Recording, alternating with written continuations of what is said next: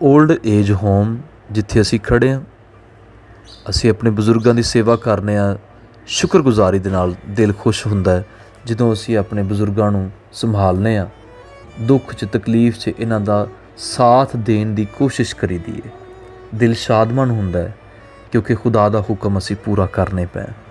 Bible मुकद्दस च लिखिया, मैं भुखा सां तुसी मैनू खाना खवाया, मैं प्यासा सां तुसी मैनू पानी पिलाया, मैं परदेसी सां तुसी मैनू अपने घर च उतारिया, नंगा सां तुसी मैनू कपड़ा पहनाया, बीमार सां तुसी मेरी खबर लई, कैद विच सां तुसी मेरे कोल आए।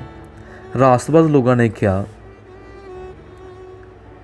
असी कदों तेनू भुखा देख के खाना खवाया है या प्यासा देख के पानी पिलाया है?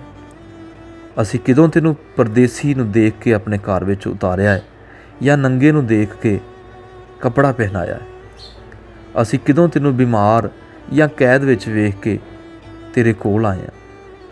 बादशाह जवाब दे विच उन्हां नू कहेगा, जदों तुसी इन्हां छोटियां दे विचों किसी एक दे नाल इह सलूक कीता है ते ओहदे नाल नहीं बल्कि मेरे नाल कीता है। खुदा अपने मुहब्बत की खूबी कुछ इंज जाहिर करता है। असी जदों दूसरे इंसान की फेवर च उतर जाने, नेकी करन की कोशिश करने, तो खुदा अपने मुकद्दस कलाम च फरमांदा है, तुसी उहदे नाल नहीं बल्कि मेरे नाल कीता है। जदों असी बजुर्गों को संभालने, उन्हां दे दुख वंडाण की कोशिश करने, तो खुदा आज तुहाडी सलामती होवे। मैं नवीद मसीह, ओल्ड एज होम असी अपने बजुर्गों के नाल वक्त गुजार रहे हैं। खुदा का शुक्रिया अदा करने कि सानू खिदमत का मौका मिले ताकि असी अपने बजुर्गों के नाल वक्त भी गुजार सकीए तो इन्हां दी सेवा भी कर सकीए। अज ओल्ड एज होम दे विच राहल ने की बनाया सी भी देखांगे। काफ़ी मेहनत करदी है खाना बनाने च, ते उहदे बाद जदों असी बैठ के सारे इकट्ठे खाने तो खुदा का शुक्रिया अदा करीदा कि वो सानू हर एक नेमत दे नाल नवाजदा है। जी खुदा की शुक्रगुजारी करने कि खुदा ने सानू यह खिदमत दी। मैं बहुत खुश होकर अपने बजुर्गों वास्ते खाना बनानी है, मुझे बहुत अच्छा लगता है। अज मैं चिकन पुलाव बनाया है।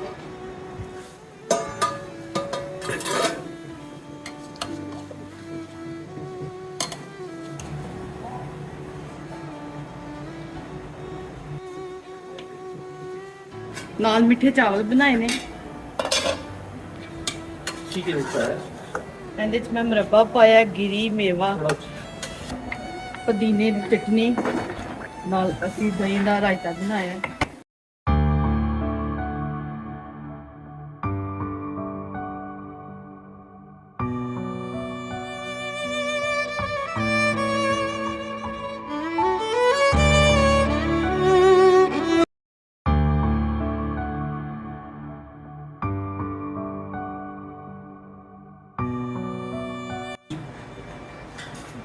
असी खुदा दे शुक्रगुजार हाँ कि सानू रिजक दिंदा है। आमीन।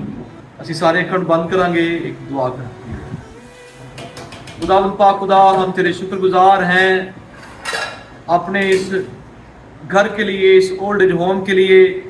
तू हमें खुराक देता है, इस बात के लिए हम तेरे शुक्रगुजार। इसे हर जरूरत से पाक साफ कर और तेरा शुक्र करते हैं। तू ज़मीन से अनाज को पैदा करके इंसान की ज़रूरत को पूरा करता है। मसीह के नाम से आमीन।